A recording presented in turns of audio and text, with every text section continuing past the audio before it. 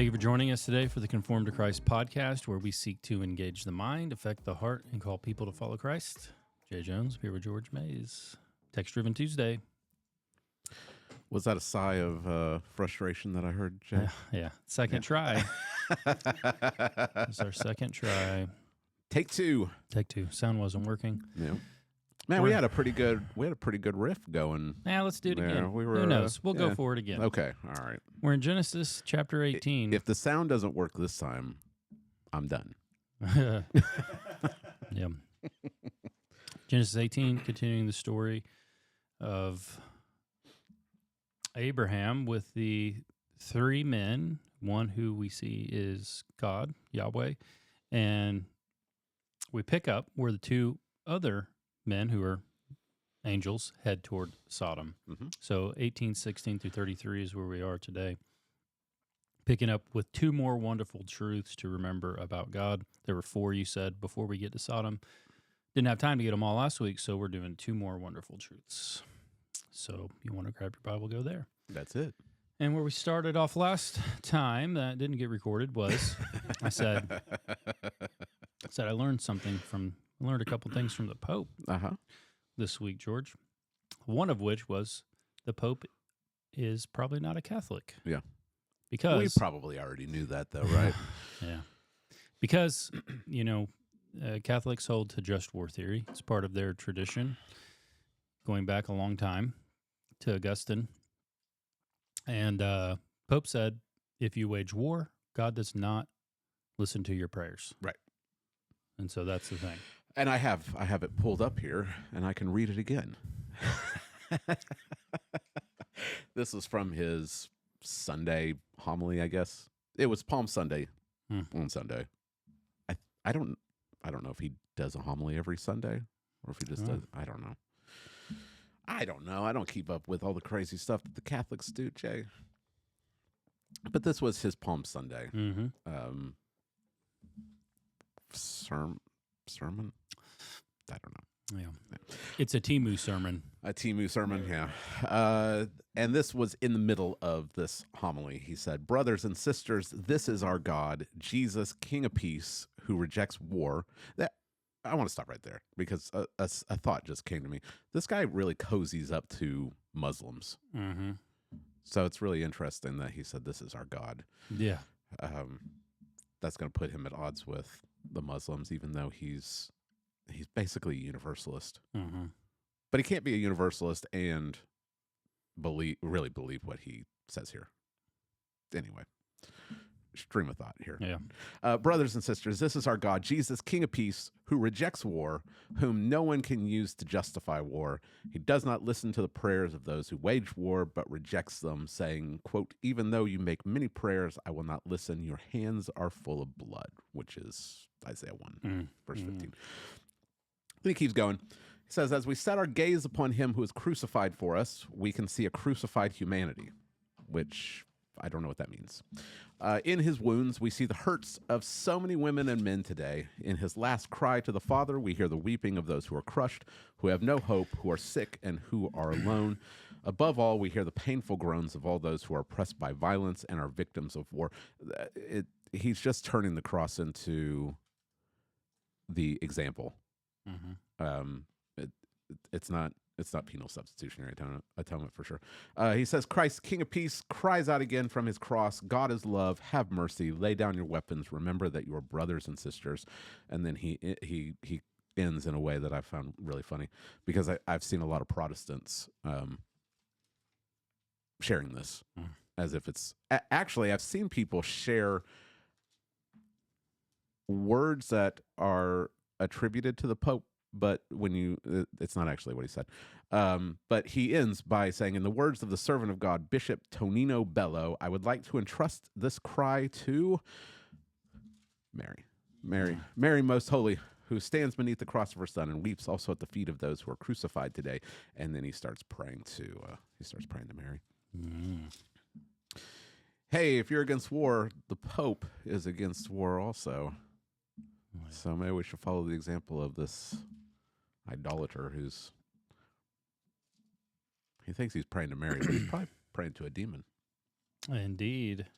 Indeed. Yeah. But like I said, He just turns it all into social justice. yeah. Like there's no sin here. The only sin is being someone who wages war. My first thought when I saw this, when he says that Jesus, King of Peace, who rejects war, whom no one can use to justify war, I was thinking, is Revelation like torn out of his Bible? Yeah, right. Yeah. I mean, Revelation 19, Mm-hmm. Jesus goes to war. Like Jesus wages war when he comes back. Mm-hmm. Yeah. It's inconsistent with like even what Catholics have taught, but they claim to have this like continuous stream of consistency between their popes and councils, and obviously he's showing again that they don't, because they have a whole history of just war theory, that it's okay to be in the military and things like that. But the most important thing is like, what does the Bible say? Because I grappled with this. You know, became a believer when I was in the military after my deployment, and so you know there are interactions in the Bible. John the Baptist with the soldiers, they want to know like, what do we do? And he pretty much tells them to be honest and not extort money from people, don't strong arm people, and just be like a just person and a good soldier. Yeah. But Jesus and the centurion is probably the most powerful one, because he says, Pope says they don't listen. He doesn't listen to people who wage war. Right. Centurions are, they claw and scrap to that position. So if you're a centurion, you have survived probably numerous battles, like a lot, and you've clawed your way from what would be like a private to what would be like a first sergeant. Yeah. And you enlist people into the Roman military. That's what you do as a centurion. So Jesus has this interaction with the centurion. Centurion has a request. So he has a petition, which is what prayer is, right? But this is in person. And Jesus listens to him, heals his servant, and then commends to the apostles or the disciples, this is the kind of faith that gets you into the kingdom. And he says, the children, like the offspring of Abraham, the Jews, many will be excluded on that day. But like faith like this will get you at the table. Right. So he is like praising him in his faith. He not only praises, but he listens to his position, grants it, and praises his faith. Yeah. Never tells him your profession is unethical. I don't listen to people who wage war. Any of this. Right. So this is why we are sola scriptura people. Okay. Like, yeah. I mean, David himself in Psalm 18, verse 34, he says he trains my hands for war. Yeah. And David waged war. They weren't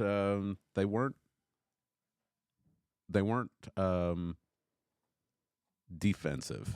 Like he went on the offensive against nations. Yeah. The Moabites, the Edomites, the Ammonites, the Philistines. Yeah, I mean, he went to war. War is a terrible thing, but it's terrible. The world is terrible. But if there aren't people that will do it, the world will spiral into barbarism. Right. Evil people will rule everyone. Yeah. So, anyway, I don't think we should be bloodthirsty. We shouldn't just wage war against everybody. But a blanket statement where he says, those who wage war, God won't listen to your prayers. You can have a hard time with people in the Bible who are righteous. Right. Yeah. Indeed. Did you see the No Kings protest over the weekend? Another one. What is this? The third one? The fourth one? Hey, it's working. We still don't have a king. Did you see? We don't have a king. It must be working. Did you see that there were protests around the world, like in solidarity with America?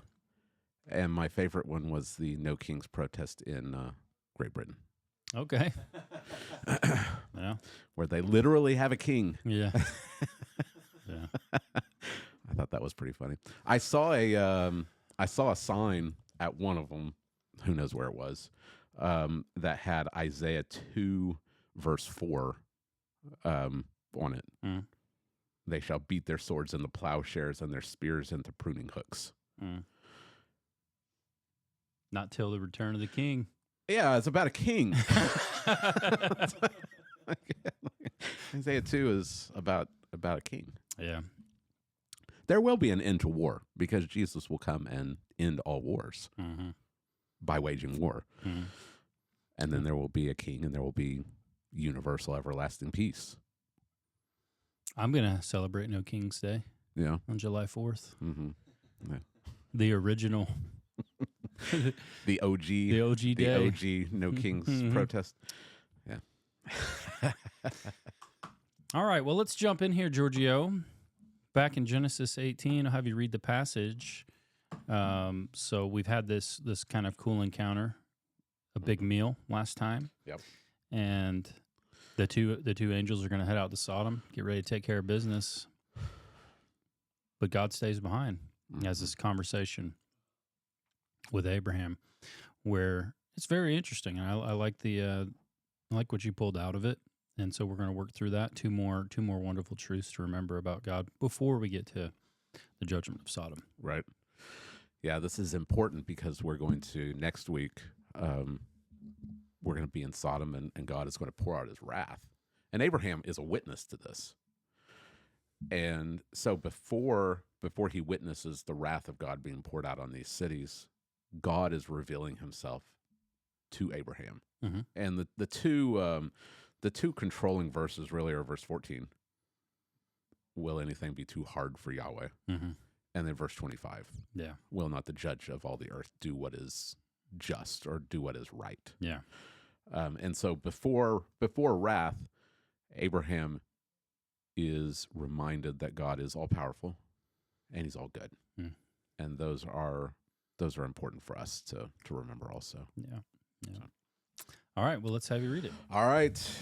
Genesis 18, we'll look at verses 16 through 33. It says, Then the men set out from there, and they looked down towards Sodom, and Abraham went with them to set them on their way. Yahweh said, Shall I hide from Abraham what I am about to do, seeing that Abraham shall surely become a great and mighty nation, and all the nations of the earth shall be blessed in him? For I have chosen him, that he may command his children and his household after him to keep the way of Yahweh by doing righteousness and justice, so that Yahweh may bring to Abraham what he has promised him. Then Yahweh said, Because the outcry against Sodom and Gomorrah is great, and their sin is very grave, I will go down to see whether they have done altogether according to the outcry that has come to me, and if not, I will know. So the men turned from there and went toward Sodom, but Abraham still stood before Yahweh. Then Abraham drew near and said, Will you indeed sweep away the righteous with the wicked? Suppose there are 50 righteous within the city. Will you then sweep away the place and not spare it for the 50 righteous who are in it? Far be it from you to do such a thing, to put the righteous to death with the wicked, so that the righteous fare as the wicked. Far be that from you. Shall not the judge of all the earth do what is just? And Yahweh said, If I find at Sodom 50 righteous in the city, I will spare the whole place for their sake. Abraham answered and said, Behold, I have undertaken to speak to the Lord, I who am but dust and ashes. Suppose 5 of the 50 righteous are lacking. Will you destroy the whole city for lack of 5? And he said, I will not destroy it if I find 45 there. Again he spoke to him and said, Suppose 40 are found there. He answered, For the sake of 40 I will not do it. Then he said, Oh, let not the Lord be angry, and I will speak. Suppose 30 are found there. He answered, I will not do it if I find 30 there. He said, Behold, I have undertaken to speak to the Lord. Suppose 20 are found there. He answered, For the sake of 20 I will not destroy it. Then he said, Oh, let not the Lord be angry, and I will speak again but this once. Suppose 10 are found there. He answered, For the sake of 10 I will not destroy it. And Yahweh went his way when he had finished speaking to Abraham, and Abraham returned to his place. Good. Awesome. All right. So first truth, or for second series. So actually third. The third, yeah. But as we're talking, I'm going to go one, two. Yes, yeah, that's So- probably good. Yeah. First wonderful truth to remember about God is one, God does good for the sake of his covenant people. Hmm. God does good for the sake of his covenant people. So the two angels leave. They head down towards Sodom, and you brought out that most likely this is southeast of the Dead Sea. Yeah, there's debate over the exact location, but um, most commentators that I saw, they think that it's probably like the southeastern side. Mm. And I don't know if it's assumed or if they've actually uncovered Zoar, but even on a lot of maps, Zoar will actually be located. Mm-hmm. And it was one of the cities of the plains. It was a small one that was kind of outside the vicinity of Sodom and Gomorrah. And also, God tells Lot to go to the mountains, and there's mountains down there to the east. So it seems like a likely place. Yeah. So Abraham is up in the hill country north, which is a major elevation drop. Right. I was thinking about this. And so with that huge elevation drop, you're probably going to be able to see like all the way down to where this city is. Right. I don't know if you've ever been on like Colorado up on a mountain, like where the mountains kind of stop. But if you're up there, you can look out and see, I don't even know how long, like a long, long ways. So he's up there. They leave, but God doesn't leave. Right. And he kind of has this dialogue, which is, as you brought out, for our sake, so we can hear kind of into the thoughts of God. Mm-hmm. And God said, "Shall I hide from Abraham what I'm about to do?" And you brought out the other kind of intra-Trinitarian dialogues we have in the scriptures, and you show that it's there for our sake, right? Like this isn't this is written down by Moses after the fact, but it's recorded so that we can learn something about God. Right. We don't want to read too much into it as if God has to deliberate. Mm-hmm. Like God already knows what he's going to do. He already knows all about Sodom. He already knows what he's going to do. He doesn't need Abraham's counsel. He doesn't need his opinion. He's breaking the fourth wall. Is what he's doing. We wouldn't know what God was thinking unless Moses wrote it down, right? So it's for our sake that Moses writes down God's intertrinitarian conversation, right? Shall I hide what I'm about to do from Abraham? Yeah. And what you kind of brought out is we should be reminded of like the friendship that God has with Abraham, because God doesn't need to talk to Abraham about this. He can do what he wants. But Abraham he's special in that God has chosen him. Yeah. And he's made him a friend. They just had this covenant meal together we talked about last week. And now it's like kind of like God says, well, as this guy is kind of like the patriarch of the covenant that I've set up, should I hide from him what I'm about to do? I'll share it with him. Right. Yeah. Abraham's his friend. Yeah. Yeah. And he gives 3 reasons. Yeah. Why, and it's all for the sake of the covenant. Right. So he alludes back to chapter 12. Abraham is going to be a mighty nation. He's going to be a great nation, and all the nations of the earth are going to be blessed through him. What is Abraham going to think when God wipes out some of these nations? Yeah. Right. If the whole purpose of God choosing Abraham is that Abraham would be a blessing to the nations, and now some of these nations are going to be just obliterated, what is Abraham going to think? Right. Is God going to hide from Abraham his purposes? Second is that the ESV has I have chosen him. The literal is I have known him. I know the LSB keeps it that way. I think the King James keeps it that way. I think the New American Standard actually has it translated as chosen. To know someone is not mere intellectual knowledge. We saw this all the way back in Genesis 4. Adam knew his wife Eve, and she conceived. It's an intimate, personal relationship. God has known Abraham in a personal way. That's why so many translations translate it as chosen. It's sovereign election. I've chosen him, not because Abraham instigated it, not because Abraham deserved it, but while he was an idol worshiper in Ur of the Chaldeans, God, out of his own sovereign will, his own sovereign pleasure, according to his own purposes of grace, he chose Abraham. If he has chosen Abraham, if he's elected him and brought him into this special relationship, is he now going to hide from him? And then the third reason is he's chosen Abraham for a purpose, so that he would do righteousness and justice, and that he would teach righteousness and justice to his children, so that the covenant promises will be fulfilled.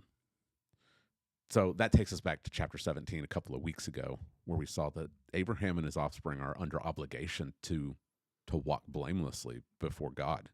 They're supposed to do righteousness and do justice. Well, what's that going to look like? What's that look like? What's it mean to be righteous? What's it mean to be just?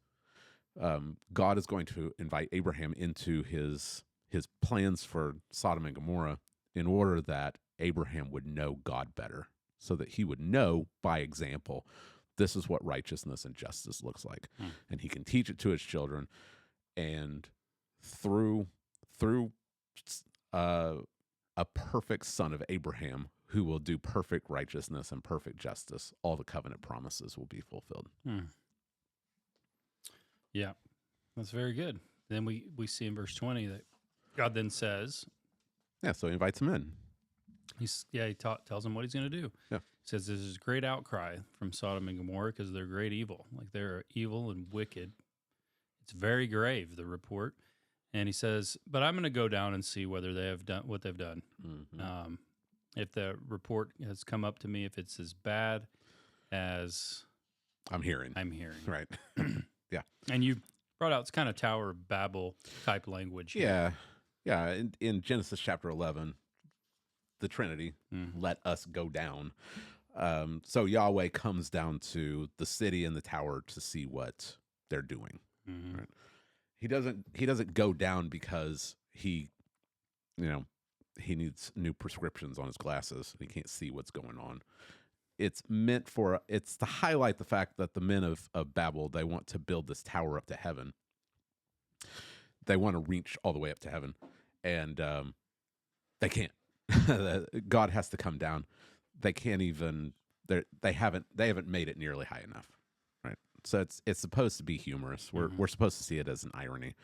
Here, God is going to go down to Sodom to investigate. So he goes down not because he doesn't already know. We've already been told in chapter 13 that the men of Sodom are incredibly wicked. Chapter 14, we've already seen it. They rebel against Chedorlaomer. They're covenant breakers. And then we see the interaction between Abram and King Bela, which means in evil.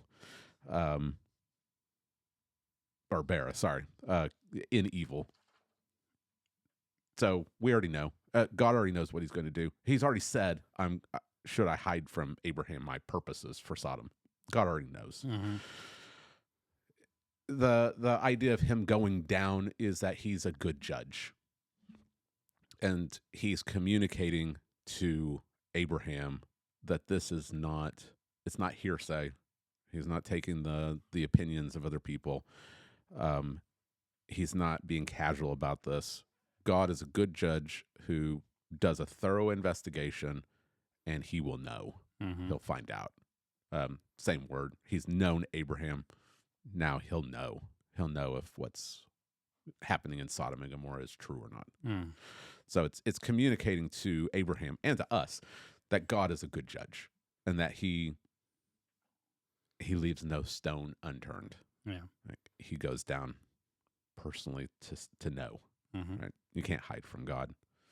And he's doing this in order to bait Abraham into this conversation.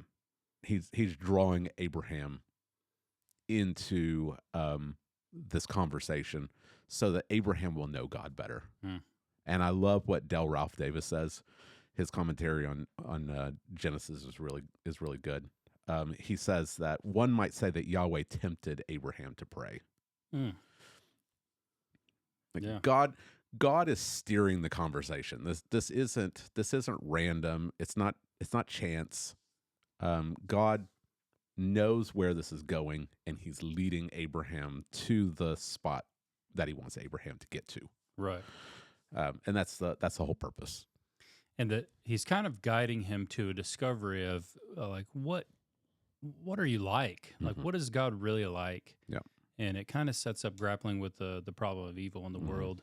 Yeah. Is God just the kind of God who just wipes out everyone indiscriminately? Right. And that righteous people, this is the concern we see as he begins to intercede, Abraham does. Mhm. Are you going to destroy the righteous with the wicked? Yeah. Is that what's going to happen here? And then the 25, of course, it's far be it from you to do such a thing, Mm-hmm. that the righteous would perish with the wicked. He already knows that God is all powerful. Mhm. God's already he's already asked back in 14, will anything be too hard for God? The answer, of course, is no. Mhm. He can do all things. But now he's being drawn into a discovery of the goodness of God. Mhm. Because if he's all powerful but he's not all good, that's not great. Right. That's not a comforting thought. Right. To have an all powerful but maybe sometimes evil God. That's not comfort. Right. He can just do whatever he wants, and it may be to do evil to you Right. just for fun. Yeah. Right. So he needs to discover that God is all powerful and all good, and so he enters the conversation by assuming that God is good, that God is just. When we get to 25 and he says, "Far be it from you to sweep away the righteous along with the wicked.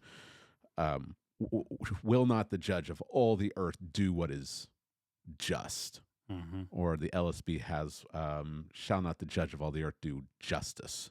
Or the King James just has, "Shall not the judge of all the earth do what's right?" Mm-hmm. He assumes that, yeah, God will do what's right. Mm-hmm. Which is really interesting. It was really interesting to me as I was thinking about it. The pagans couldn't do this. They couldn't assume that their gods would do what's right. I mean, all you have to do is read Greek mythology.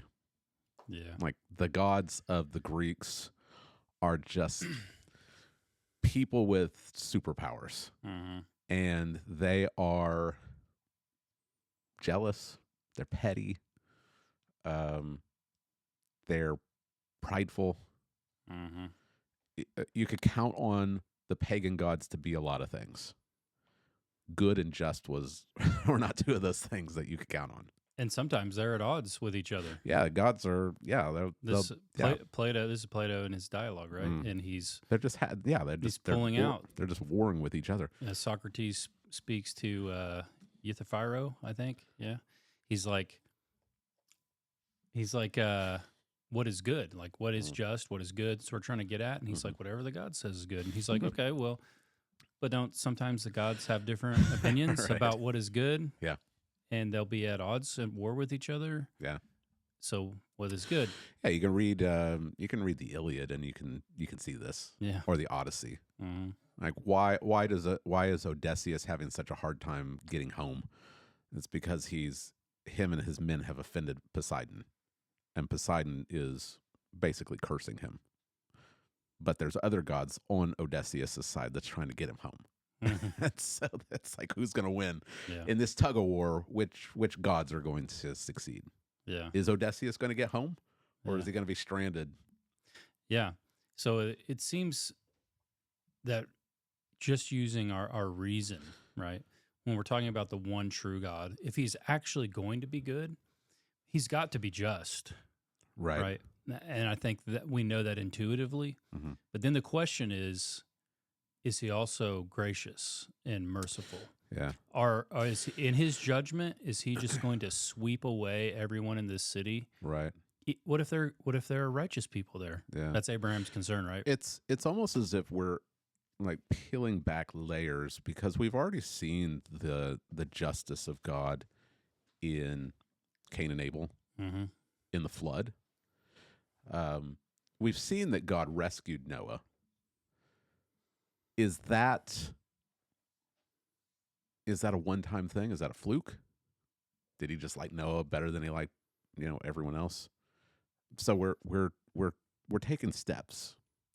Like there's an unfolding of who God is. We don't get it all. We don't just get information dump in Genesis 1. We're the Bible is living, and it's inviting us into this conversation also. We're discovering, along with Abraham and the Israelites, who this God is. And so come to the text as fresh as you can. Right. Like ask these honest questions along with Abraham and discover these same truths along with him. Yeah. And so God has baited the hook.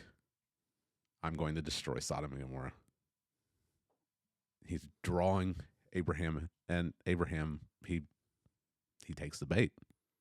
And so the two men in verse 22, they leave. They're heading towards Sodom. Yahweh stays behind. Again, there's debate over how we're supposed to identify these three men. John Selhammer, in his Genesis commentary, he still argues that the three men are just representative of Yahweh, and that the two men are mentioned because the third man goes to Gomorrah. But I don't know, just a plain reading of the text, it seems like the two angels go to Sodom, and the third man, who is Yahweh, stays with Abraham. Yeah. I don't know. Yeah. I mean, that seems to be what. Yeah. And Abraham draws near, and he says, "Will you indeed sweep the righteous away with the wicked? Suppose there are 50 righteous within the city. Will you then sweep away the place and not spare it for the 50 righteous who are in it?" It's really interesting. Yeah. I find that to be really interesting. Yeah. He's drawn into this conversation about the justice of God. Will God spare the city for the sake of 50 righteous? And I think some of the things that really stuck out to me is that Abraham he knows about Sodom. Like he's had interaction. It's certainly seems to be a prominent city, so their effects are going to be felt in that area at least. And yet he's not so cynical to think that there's no righteous people in the city. And I think his optimism is something that we should emulate, because we can so often be like Elijah. Like, they've killed the prophets and I'm the only one left, and now they're trying to kill me. And God, tells Elijah, "There's 7,000 that I've kept." I think that's a mindset that we need to appropriate, not become so cynical and so downcast when we hear about all the shenanigans that other churches are doing and think, well, we're the only Christians in this town. Hold out hope. There may be 50 people. There may be 50 righteous people in Sodom. Well, we can certainly hope that there's more than 50 here in Lawton, right? Sometimes I wonder. I don't know. The second thing is that we need to remember what righteous means. He's not talking about good people. Like we can switch out. We can do like a little subterfuge and replace righteous with good people. There's probably some good people, like what we would say good people in Sodom. Like everyone's got a sweet grandma, right? Right. There may be a sweet grandma in Sodom that is in the middle of baking chocolate chip cookies, but that's not what Abraham's concerned with. He's not concerned with quote unquote good people. He's concerned with righteous people. And we already, in chapter 17, we've already talked about what righteous means. It means believing in the promises of God. It's a righteousness that is not from works. It's something that God credits to someone by faith. So we need to make sure that we understand that just because you are a good citizen, that's not going to save you from the wrath of God. Like that's not going to save you from the fires that are going to rain down on Sodom. Right? A righteous person is what Abraham is praying for. And He obviously has in mind Lot. yeah. Like But this brings us back to 13 and 14. Lot is down there. And I got a lot of questions about Lot. Yeah. I got a lot of, what are you doing here? Mhm. I have a lot of questions when I'm thinking about Lot. But we'll talk about him when we get next week. We'll talk about him. God, I mean, spoiler, God rescues Lot. Well, what's the only conclusion that we can make? God counts Lot as righteous. I mean, that's the only conclusion we can make, is that he rescues Lot out of the city because he's a righteous man. That's the conclusion that Peter makes in 2 Peter chapter 2. Is that he calls him righteous Lot. But we can talk about some of the some of the problems that we can have with Lot when we get to next week. But for now, we know that him and his family are in the crosshairs, and Abraham knows that. So while Abraham is probably interceding for any of the righteous, he is definitely thinking about Lot. Yeah. And so God answers, so if I find 50 righteous in the city, I'll spare the whole place on account of them. And this is interesting, right? Because this is a big metropolitan area. It's probably thousands of people here. I would think so. I mean, I don't think we're talking about a little village. Like, I don't think we're talking about 10% of the population. Out of 100. I mean, Abraham gets down to 10. Right? He starts going by tens. Yeah. I mean, he gets down to 10. And God says, if there's 10 righteous people in the city, I'll spare the city for those 10 righteous. And I don't think we're talking about a village of 100. Right? I don't think Abraham's saying, well, if 50% of them are righteous, will you spare the city? The way that it seems, I mean, as we're looking at like chapter 14, it seems like Sodom is a big city, and there's city states, and there's 5 of them. The cities of the plain: Sodom, Gomorrah, and then there's some other ones that seem to be smaller. But Sodom seems to be a big place, and God says, for the sake of 10, I'll spare the whole place. And that should at least give us pause. Because what we're seeing here is God's extraordinary grace. Like here is a God who is, I can't remember which commentary I was reading, and we have to be careful with the way that we talk about it, but maybe it will help us a little bit.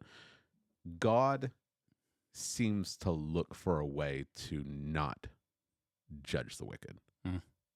Does that make sense? Yeah. Like, God doesn't. He's not bloodthirsty. Yeah, well, I mean, we learn later, God will say, like, he takes no delight in the destruction of the wicked. Right. But rather they would turn and relent. Right. But here you made this great comment. Seems like the righteous are a shield to the wicked. Yeah. It's an interesting thought. It is a very interesting thought. Yeah. I wanted to at least put it out there, just as kind of something to mull over, because that's what we see. God will spare the wicked cities, plural, Sodom and Gomorrah and Zeboim, and I can't remember all the names. He'll spare those cities if there's 10 righteous. That's what he says. If there are 10 righteous, they will shield these cities from the wrath of God. And so it got me thinking about our own city and state and nation. Maybe the reason why our nation definitely deserves the wrath of God to be poured out on it. I mean, if Sodom, who was it, Billy Graham, if God doesn't pour out his wrath on America, he owes Sodom and Gomorrah an apology. I think that's the famous Billy Graham quote. We certainly deserve justice, but perhaps the reason why God hasn't is because of the righteous, because there are righteous people here, and God won't sweep away the righteous along with the wicked. I mean, if that's not a reason for us to pursue personal holiness, I don't know what is. You know, that seems like a pretty good reason to pursue righteousness. Mhm. Is that maybe we can be a shield to people who are going to go to hell. They're going to die and go to hell. Mhm. And I started thinking about the kids in our church, the kids that haven't professed faith in Christ. Like statistically, the odds of a child being born to two Christian parents, like genuine Christian parents, not your name only or Christian Christmas and Easter, but like actual Christians, like statistically, out of what is there 8 billion people on the planet? Yeah, somewhere around there. Like statistically, Yeah. like that's a grace. It's a grace. I mean, there is grace. There's grace there for children of believing parents. Mhm. That unbelieving children in unbelieving families don't receive. And God shields these unbelieving children through their believing parents, right? And just appealing to people. If you have believing parents or you have believing grandparents, that's a grace from God, and that's not something that we should just immediately shrug off, because you could have been born in any country at any time to any number of parents, and statistically, it would have been more likely for you to be born to pagans. Mhm. Yeah. To be born to believing parents, that's a mercy, Mhm. a huge mercy. Oh yeah. We should be thankful for that. Like, we should be thankful we were born to Christian parents. Mhm. Yeah. Absolutely. But sometimes you brought this out, but sometimes the righteous do suffer and die. Yeah. Right. This isn't a guarantee. Yeah. You live. I've often said it's kind of morbid, but it's true. You live long enough, you're going to suffer. Like, you're going to get old. Yeah. Even if nothing awful happens in your life, Yeah. you're still going to get old, and your body's going to break down, and you're going to suffer before you die. Mm-hmm. Yeah. Yeah. I mean, you can read the book of Job, read Lamentations. I mean, Jeremiah had to suffer through the destruction of Jerusalem. Here's a righteous man. God didn't take him out of the city. He went through it. Witness the whole thing. Mm-hmm. Yeah. Yeah. What do we do with it? What do we do with verse 25? Like, shall not the judge of all the earth do what's right? Mhm. And the answer is yes. Like, that's the assumption, is that God will do what's right. And God is showing that. He's demonstrating that to Abraham, and he wants us to get it also. But we do have that problem of, what do we do when the righteous suffer right along with the wicked? Does that mean that God isn't doing what's right? Mm-hmm. And that's the theodicy. Yeah. Right. We have to deal with this. As I was studying this, this was original to me. I didn't find this in any commentary. So if I'm off base, feel free to be like, maybe not. All right. John chapter 15. Mm-hmm. Jesus, after instituting the covenant meal. So we've got a covenant meal in Genesis 18, covenant meal in John 15. Jesus, talking to his disciples, he says, "This is my command, that you love one another." Well, here's the command. This is the righteousness that they're supposed to perform. Right? How are they going to know what that looks like? Well, he says, "As I've loved you, greater love has no man than this, that he lay down his life for his friends." So how are they going to know what love looks like? Jesus is going to show them. Right? He's going to demonstrate this love, this goodness. And he calls them his friends.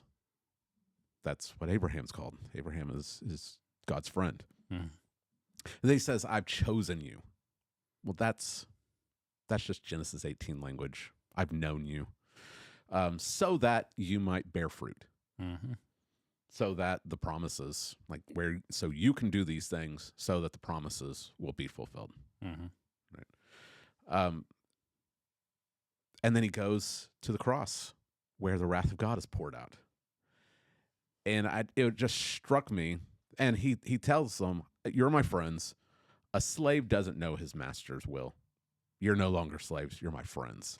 And everything I've heard from the Father, I'm telling you." Isn't that Genesis 18? Like, isn't that what God is?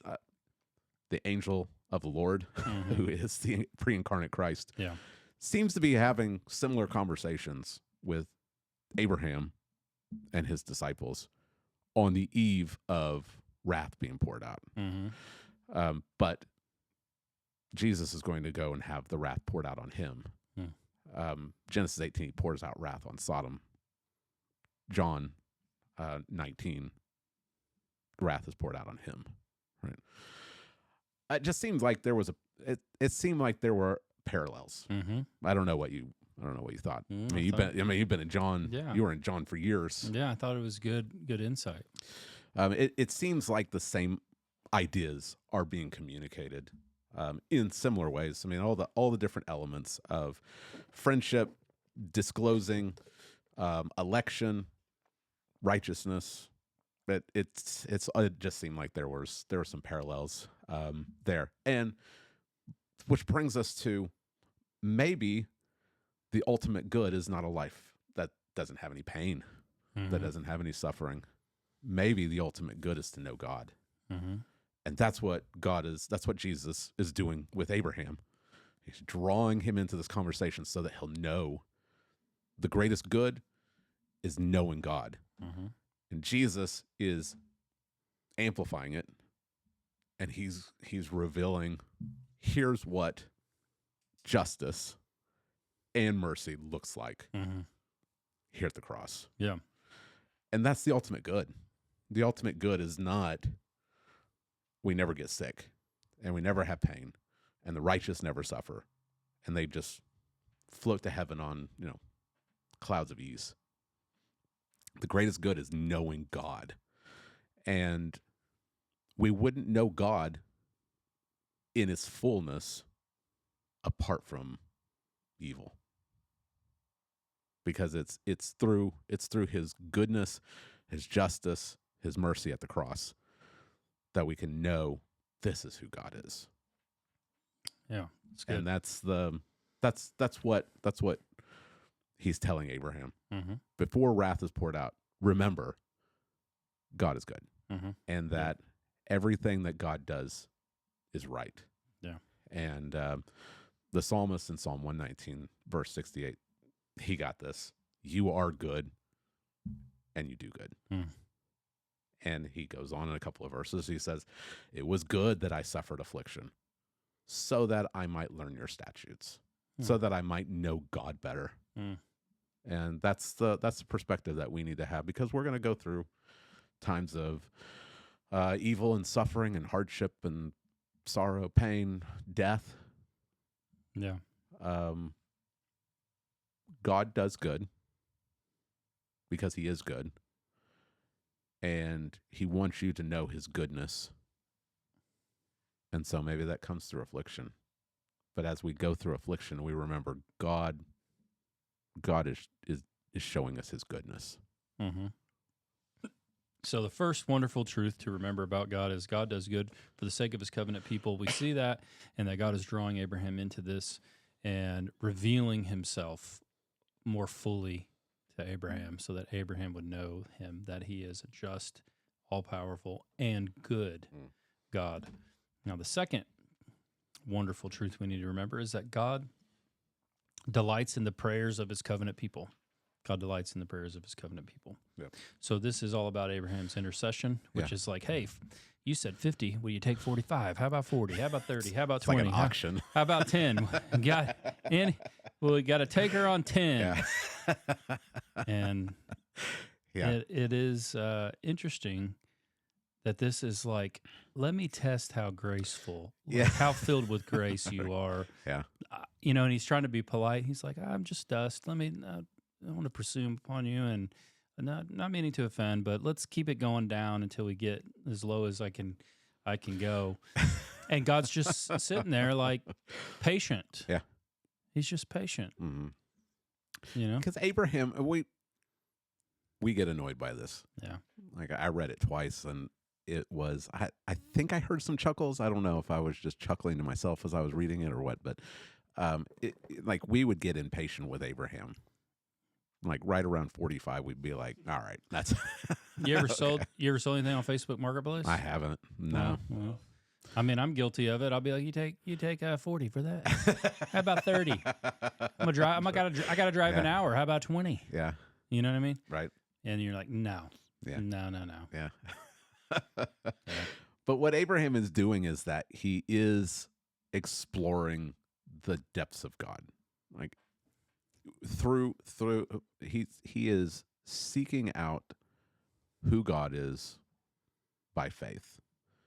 The conversation's switching from justice to mercy. Mm-hmm. Like, in the face of perfect justice, you are a God who will do what's right. Will you also show mercy? And that's what he's exploring. Mm-hmm. He wants to know God more. He's trying to reconcile the two, Mm-hmm. right? Because they are seemingly opposites. Justice and mercy, those two don't seem to be natural pairs. But he wants to know how can God, he probably knows his own, I mean, he knows his own life. And he knows that God has been merciful to him. How will God be just and right and merciful at the same time? So he's asking, and he's going, he starts going down by tens. Mm-hmm. Will you show mercy? If there's only 30, if there's only 20, if there's only 10, he wants to know, like how low will God go? And what's amazing, he probably ends at 10 because that's the last double digit. Like he's going down. But what we're going to find out is there's only one, and God still shows mercy, which is amazing. Hmm. And this is the whole point: is that God is driving this conversation. He doesn't show annoyance or impatience with Abraham. This is what he was doing. God initiated this conversation, and God's been the one steering the conversation. This is the exact response that he's been driving Abraham to. He's been, as Del Ralph Davis said, he's tempting Abraham to prayer. There was another Del Ralph he Davis guides quote us. you had it around this point, but I couldn't write it down. God moves our prayers. He draws us to pray. Yeah, that's good. You ever have those times when Yeah. you're just sitting reading a book and someone just pops into your head? Oh yeah. Well, that's what's going on here. Mm-hmm. That's God drawing us to prayer. Don't ignore that. Don't just let your mind bounce from one thing to another. If someone comes to your mind, maybe it's because God's drawing you to pray. So pray for him. Mm-hmm. Right? Abraham seems annoying here, but God doesn't find him annoying because God wants him to do this. He wants him to. This should be such an encouragement to us because, and we didn't, I didn't have time to explore all the different elements of prayer, but thinking about Romans chapter 8, like we don't, in our weakness, we don't even know what to pray for. And we can be like Abraham, we're just bouncing from topic to topic. And if it was, your kid doing this, you'd be like, are we done with this? Are we done with this story? Mm-hmm. But that's not what God does, right? God's patient with us because he delights in our prayers. Yeah. And that should be a great comfort for us to know we're not annoying God. You're not annoying God when you come to him day after day with the same request. Mm-hmm. Because just like you would listen to a friend as they poured out their heart to you, God is infinitely greater, and he condescends to listen to you and I pray. Yeah. And you extracted out kind of like three elements of Abraham's petitioning by way of application, which we could apply to our own prayers. First is Abraham is bold and he doesn't stop. He's persistent. Yeah, it's persistent. and you can clearly see that in text, and Yeah. that kind of is a natural intersection with Jesus' teaching of this parable and this persistent widow. Hmm. It's a principle I've applied in my own life. I've tried to pass down to my kids, and they're like, "Hey, I tried with this, school counselor, and they're never getting back with me." And I'm like, "Well, try the persistent widow method. Yeah. Email them again. Yeah. If they don't answer your email, go in person. Yeah. You go in person once, and they don't take you seriously, and they kind of blow you off. Go back again in person, and keep going. Eventually, they're going to get tired of you, and they're going to do it. Yeah. And it works. Yeah. It just works. Jesus knows. Annoy them. Yeah. Yeah, persistent widow. I mean, I don't know. There are some points of a parallel between this and Genesis 18. He tells a parable about a judge, Mm-hmm. and this widow, who the judge is unrighteous, right? He's not a just judge. And there's this widow who keeps coming to him, "Give me justice." It's over and over and over again. Sounds like Abraham. Mhm. And the judge is annoyed to death. He's like, "She's wearing me out." And so he gives her justice, even though he's not a just judge, because she wears him out. He'll give her justice.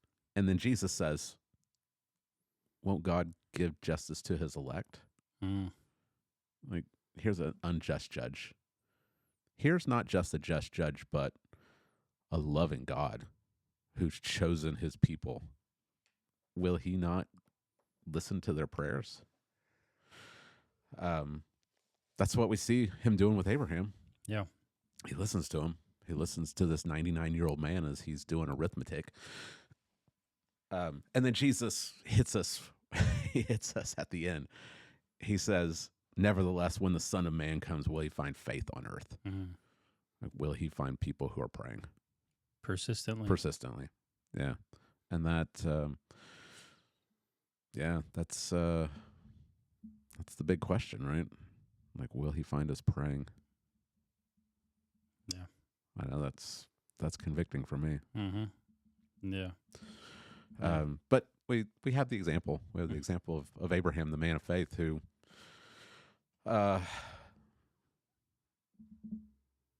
if it was anyone else, he'd be bugging them to death. But with God, God is listening to him patiently, and he answers him, right? Yeah. Like, he answers him. Mm-hmm. Yeah. Second thing we see is Abraham's humility. Abraham, he says, "Behold, I've undertaken to speak to God, to Yahweh, Yeah. and To Adonai. I'm just dust. Yeah. And I'm speaking to God." Mhm. And so he's approaching him in a very humble manner. Yeah. His boldness is not at odds with his humility. He recognizes who he is, that he's God's friend, but God is also his Adonai, his Lord. He recognizes that God doesn't owe him anything, and he says it 4 times. There's no pride. There is the proper posture before God of petitioning him, and this should remind us of who we are in our sinfulness. It should remind us of who God is in his holiness, and it should give us great gratitude that God would listen to sinful men and women. Mm-hmm. That doesn't happen in the pagan world, Mm-hmm. right? You have to bribe the gods in the pagan world. You have to entice them. That's what the Canaanites did. Mm-hmm. Their practices were all about enticing the gods. Yeah. So we should not take for granted the fact that the 2 angels leave and Yahweh stays behind. Yeah. And As if it's just a normal thing for the God of the universe to stay and spend time and listen to the prayers of a sinful man. Mm-hmm. Like these little details, God's visible presence with Abraham, it should be striking to us. Mm-hmm. That's right. Yeah. So we need to emulate this type of prayer. At first, we see there's persistence in Abraham's petitioning. We see his humility, but also we see we see that Abraham's heart is revealed, Hmm. and he has concern for, really, it's twofold concern. He has a concern for people, Right. not that the righteous could be swept away, Yeah. but also there's a concern for God's reputation. Yeah. A twofold reputation. What Mhm. what are people going to think about the one true and living God if you just destroy If he everyone? just destroys, if he just destroys these cities, Mm-hmm. what will people think? Yeah. So, yes, Abraham has a heart for the righteous. He doesn't want the righteous to perish along with the wicked, but he also doesn't want people to have the wrong view of God. Mm-hmm. And he here is anticipating Moses in Exodus 32 after the golden calf incident. God's about to destroy Israel. He'll just wipe Israel off, start over again with Moses. What do you think about that, Moses? And Moses says, Yeah. he pleads with God not to do it. Yeah. Yeah. Don't do this. Don't pour out your wrath against this people. And he says, because the Egyptians will hear about it, and they'll get the wrong idea. Mm-hmm. But the Egyptians will say, with evil intent did he bring them out to kill them in the mountains and to consume them from the face of the earth. Moses' concern is with the people. He doesn't want he loves the Israelites, even though they've been nothing but trouble for him. But he loves God's reputation even more. Mm-hmm. He doesn't want the Egyptians, he doesn't want the pagans to say, look, he went to all this trouble just to kill them. He's an evil God. Right. And then he appeals to the covenant with Abraham, Isaac, and Jacob. For the sake of your promises, you promised to bring their descendants into this land. Don't go back on your word. Right? Yeah.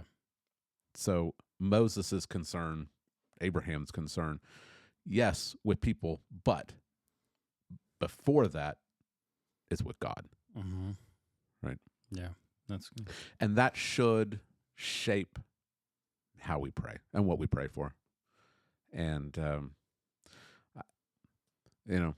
I've grown up in church, and prayer meetings are always very, very sparse. Always. No particular church. It's always, if there's a time of prayer, people check out. Whether it's in a Sunday morning service and they have a devoted time of prayer, whatever. Prayer time always gets the least amount of attention and attendance. And I think the reason is that we're praying for stuff that people, they get tired of praying for. Yeah. Like you go to a prayer meeting and people are just talking about all their ailments and all their upcoming, surgeries and all their problems, which I don't want to make it. And I hope I didn't during the sermon. We can pray for those things. Like God does care for us, and He does hear our prayers. But if those are the only things we ever pray for, that someone who's sick gets well, we're missing an opportunity to pray for someone that through that sickness, God would be glorified. Mm-hmm. If they're an unbeliever, that God would use this circumstance to draw them to Christ. If they are a Christian, that through this sickness, that maybe God will use them to be a witness to other people, or that they would know Christ more through their suffering. We can be concerned for the well-being of people, but we need to elevate our prayers, and we need to remember that we exist for God's glory. And that should be our biggest concern. Mm-hmm. That should be our biggest prayer. And we see that with Moses, and we see it with Abraham. And ultimately we see it with Jesus. Right. Like look at Jesus's prayer in John 17. Oh yeah. What's Jesus's main concern? That God would be glorified. Right? Yeah. Yeah. Yeah, you look at the other prayers that we have recorded, especially like from Paul. And I tried to pray in my pastoral prayer, Uh-huh. like one of Paul's prayers for the Ephesians. I mean, he's praying like massively big things, Mm-hmm.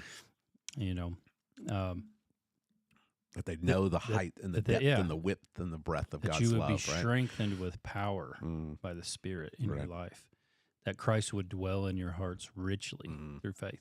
Yeah. rooted and grounded in love, that you may be strengthened to comprehend with all the saints the breadth and the length and the height and the depth, and to know the love of Christ, which surpasses all knowledge. We don't pray like that very often. We don't pray like that very often. No, we Yeah. don't. No. But we should. Yeah. we Like should. We absolutely should. I wonder if your children have ever heard you pray that over them, Yeah. for the parents. Have they Mhm. heard you pray that, Yeah.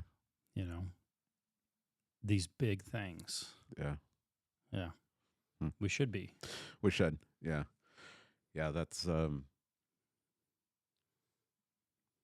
yeah, and we have the example of Abraham. Don't just think that Abraham wants the righteous to be saved. He wants the righteous to be saved so that the nations will know here's a good God, Mm-hmm. and he does what's right.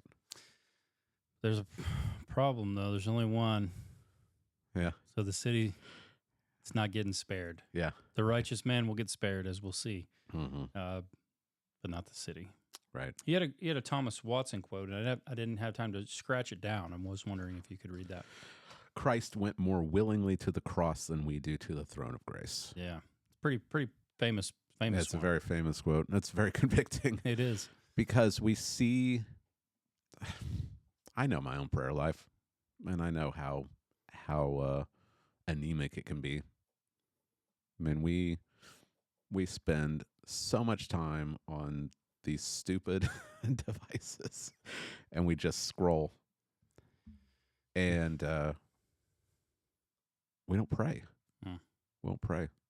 We'll watch TV, play video games, be about our business, and we hardly ever pray. What we see here in Genesis 18 is a God who he wants to hear Abraham. Right? Mhm. Yeah. He's not looking at his watch. He's not tapping his foot. Yeah. It's like I got other things to do. Can we get to it? Just jump to 10. That's where we're going. Yeah. Right? he listens. He listens to him. Yeah. Do we delight in God the way that God delights in us? Mm. And the answer is no. It's no. Right? Piper has that famous quote. I'm going to butcher it. God The is most- the existence of not that one. The existence of Facebook and Twitter will be evidence on the last day that our prayerlessness wasn't from lack of time. Or Oh, something yeah. like it was You're something right. like that. Yeah, you're right. Something like that. Yeah. Like we've got time.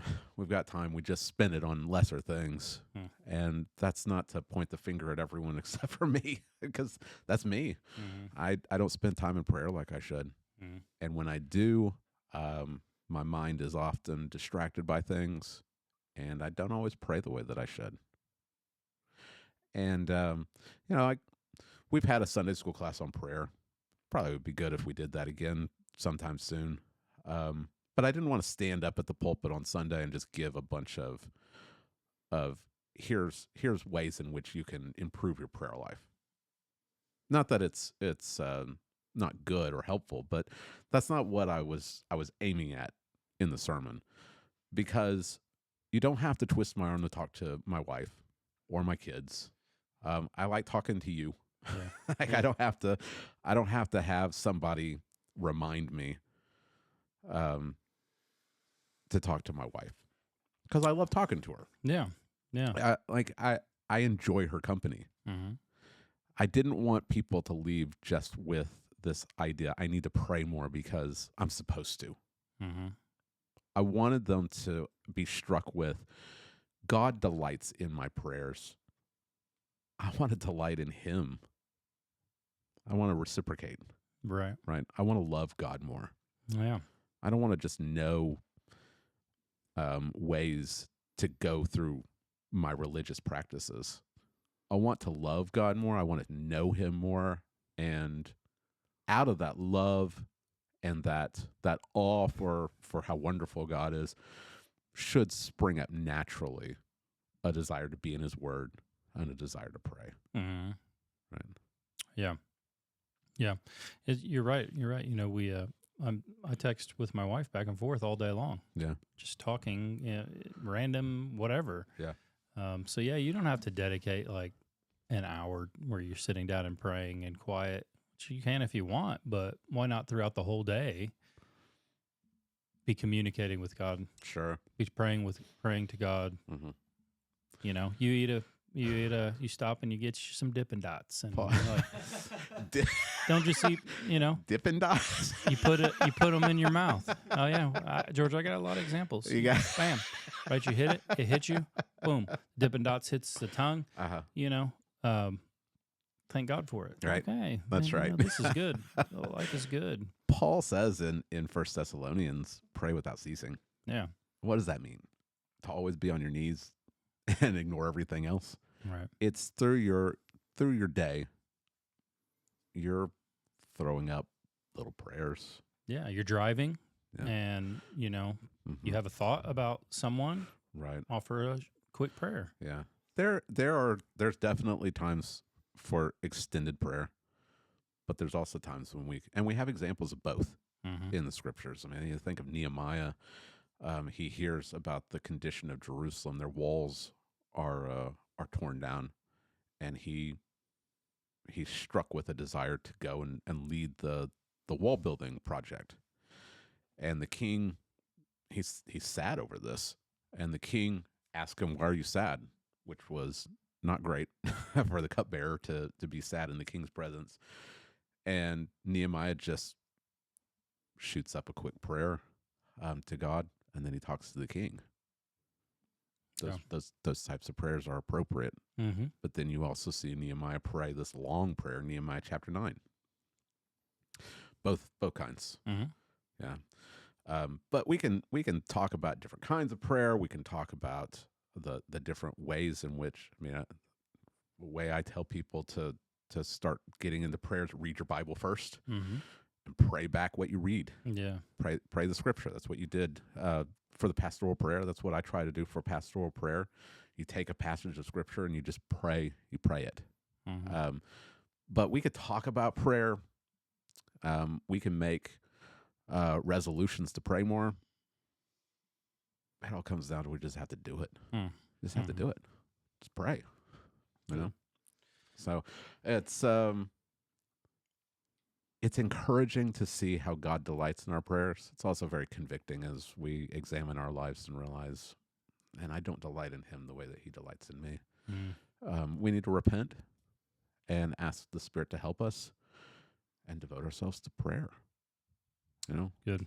Keep thinking about, meditate upon who God is, meditate upon how wonderful he is, and pray that God would affect you in a real experiential way. This is not cold abstract theological ideas. These 4 truths are meant to draw out your affections. Mm-hmm. And I hope that they did. I hope that it helped people to love God more and to want to know him more. And I couldn't help myself, Jay. My outline from last week and this week, put them together, and they're a chiasm. All right. I put it on my screen if A you want 4-piece. throw. Yeah, I couldn't help myself. I mean, it It does. I don't think chapter 18 is a chiasm. I don't think that there's evidence of that. But as I was looking at the way I wanted to word things, I just couldn't help myself. I just had to make it into a chiasm. Yeah. You just gotta have some fun sometimes. Just gotta have you some just fun. gotta you just gotta entertain yourself, Yeah. even if it doesn't entertain anyone else. All right, it's good. Well, you'll have to come back next week. We're continuing on, and we're making our way down to Sodom. Next stop is Sodom. Yeah. Yeah. And it's Easter, Yeah. so that unique Mm-hmm. for sure. Right. You're probably not going to hear a passage like this at a lot of churches on Easter, but You probably we're never, here. We're like You're and, not today. You're not going to hear Sodom preached probably in most churches at all, anyway. yeah. Ever. Right. Yeah. But I knew that we were going to be somewhere around here for Easter. We dodged a bullet. It almost was Lot and his 2 daughters for Easter. That would have been something. But as I'm thinking about it with an eye towards Easter, you see the Son of God making his way to this city. Sunday was Palm Sunday. He comes into Jerusalem riding on a donkey as the Prince of Peace. He comes to Sodom as a God of justice who's going to bring wrath. But in Sodom, the wrath is poured down on the city. In Jerusalem, the wrath is poured out on Christ. And the glories of Easter, the glory of the resurrection, I pray will shine forth all the more brilliantly as we talk about the darkness, the blackness of Sodom. There's a reason why the resurrection was necessary. It's because we all deserve to be in the city of death. And so I hope that it will be an encouragement to our people, and hopefully there will be people who you just don't know anymore. People don't just wander in on because it's Easter anymore, but maybe. So. And maybe people that need to hear it, Jesus has very hard words to say to the people of Israel who saw his signs, miracles, which testified to who he is as God in the flesh. And they heard his preaching like no man had ever preached before. And he tells them, it's going to be worse for you on the day of judgment than for Sodom and Gomorrah. They would have repented had they seen what you have seen. Yeah, we'll look at that on And Sunday. there are people that need to hear that. I think especially those, maybe the people who, it's the kind of like the Christmas and Easter type of professor who never shows an interest in God except for around Christmas and Easter. Maybe they need to hear the words of Jesus, the great warning that he has. So look forward to hearing it, George. Thanks for your teaching. Appreciate it. Learned a lot about Genesis. Hopefully you have. If this has been beneficial to you, hopefully it has, please give us a like and subscribe and share, and we'll see you next week. Have a great week. Bye-bye.